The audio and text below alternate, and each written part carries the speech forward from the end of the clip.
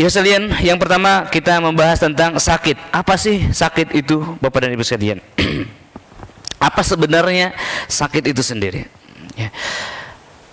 Sakit adalah satu kondisi di mana organ tubuh kita ya tidak sesuai harapan, tidak sesuai fungsinya, melemahnya organ tubuh kita, ya, sehingga berkuranglah kemudian daya tahannya, daya geraknya, daya angkatnya, daya dorongnya, itu disebut sakit. Misalkan sakit pada mata, daya pandang mata kita melemah, ya. Misalkan sakit pada rahim, harusnya dia produktif menjadi terhalang, begitu. Misalkan Bapak pada produksi spermanya harusnya memancar menjadi lemah, itu syahwatnya melemah, ya. Lisannya, lidahnya tidak bisa mengunyah, giginya bolong-bolong, itu namanya sakit. Jadi melemahnya daya dorong, daya angkat, daya tahan tubuh manusia, termasuk imun sistem di dalam tubuh kita yang melemah, ya, itu namanya sakit. Sakit itu dirasakan oleh jiwa manusia, perasaan, ya, dirasakan oleh rasa jiwa. Kenapa jiwa merasakan sakit? Itu adalah alarm agar kita mengobatinya, agar kemudian kita bertahan hidup. Sampai kapan? Sampai Allah Ta'ala tetapkan waktunya untuk wafat itu. Jadi jiwa kita, Bapak sekalian, ditugaskan oleh Allah, ya, untuk mempertahankan hidup.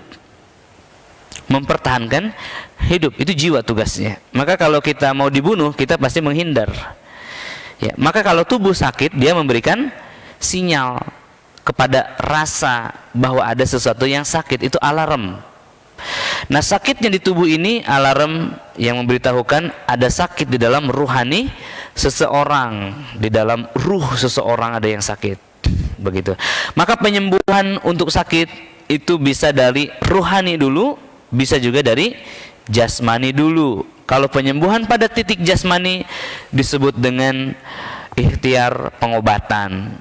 Kulitnya diobati, kuratnya dioles, ya, nyamuknya dipukul, begitu, ya, diobati, dioperasi, dipotong, disambung, diseimbangkan gizinya, nutrisinya, darahnya, tekanannya, ya, itu namanya pengobatan.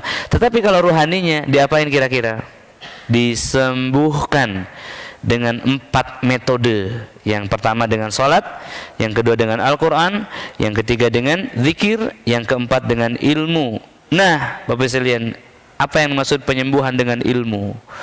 Agar hati itu menjadi tenang bahwa sakit ini adalah ujian, bahwa sakit ini menggugurkan dosa, bahwa hidup ini bukan hidup yang sebenarnya, begitu.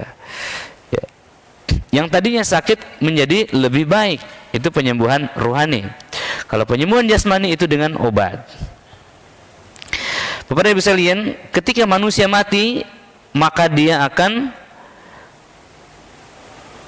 hidup kembali. Saat dia kembali hidup, maka semua orang di sana akan terkejut. Kenapa? Dia baru sadar dari mimpi yang panjang. Yaitu mimpi apa? Mimpi kehidupan ini.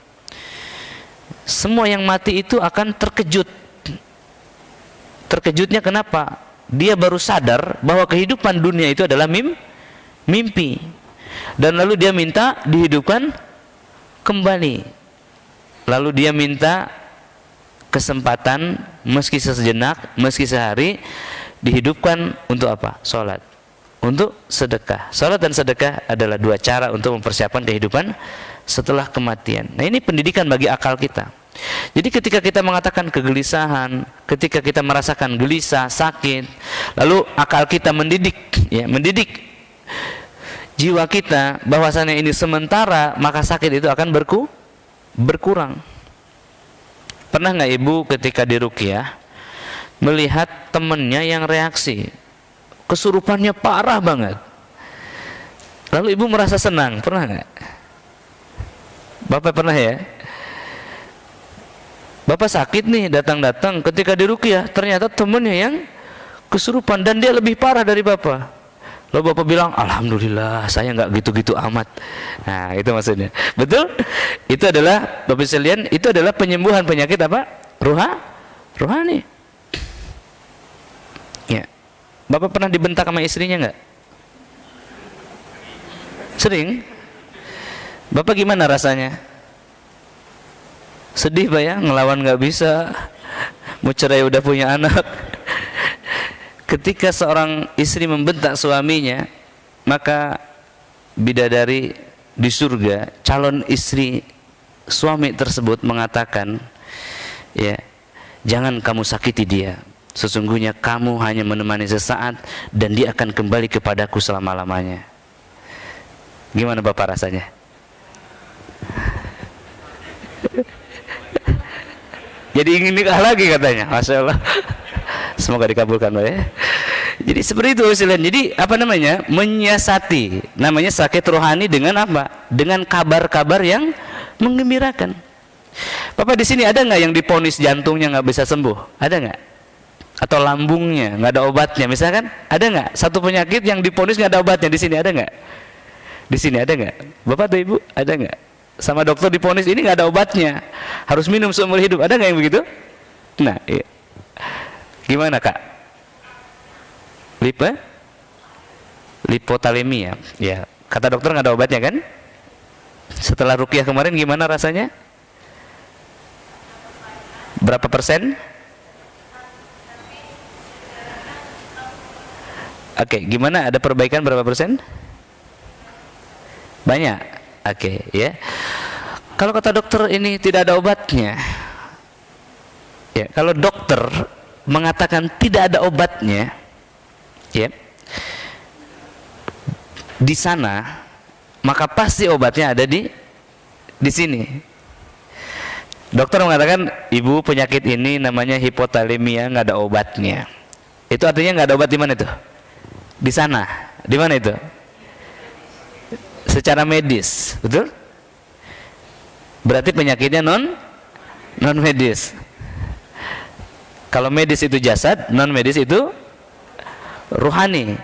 Medis itu nampak, ruhani tidak nampak. Medis itu di muka bumi, non medis itu di langit. Ada obat yang diturunkan di langit. Tadi saudara Arif MC menyebutkan, wa nunazzilu minal Qur'an ma huwa syifa. Artinya Al-Qur'an lah yang akan menjadi obatnya. Gembira enggak? Gembira. Begitu sekalian, itu namanya penyakit rohaniyah. Penyakit rohaniyah. Anda harus bergembira ketika diberitahu obatnya, tinggal mengambilnya secara sempurna. Pertama, bagaimana menyikapinya? Pasti ada hikmah yang besar di balik musibah yang besar. Ketika Covid ini terjadi, saya langsung teringat ada puluhan jadwal sepanjang tahun yang harus di-cancel. Ya, what to do? Apa yang harus dilakukan? Gimana lagi?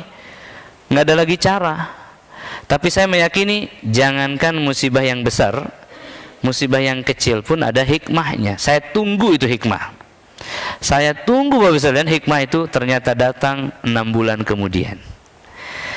Benar-benar luar biasa, sangat besar, lebih besar daripada apapun yang pernah saya terima sebelumnya. Luar biasa.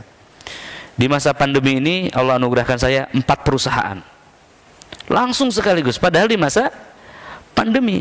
Kenapa? Meyakini, adanya keyakinan bahwa hikmah itu pasti lebih besar daripada musibah. Bapak Ibu ambil hikmahnya belum Covid ini? Sudah? Apa itu? Belajar cuci tangan, ya. Apa lagi? Iya, belajar pakai hijab, betul? Tahu rasanya gimana tuh kalau pakai cadar tuh, gitu kan? Yang pakai cadar ada temen, gitu kan? Apalagi Pak?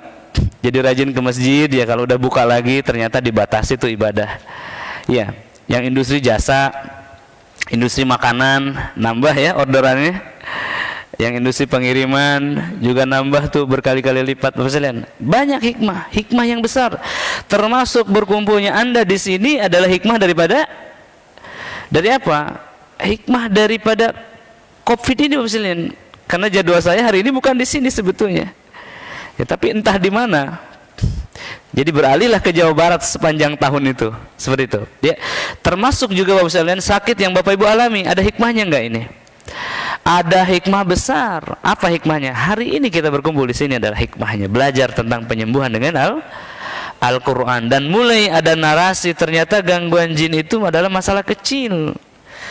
Jin itu adalah makhluk yang imut-imut. Sebelumnya kita berpikir jin itu gandharwa yang besar. Itu kan kabar baik ya, betul nggak Bapak sekalian?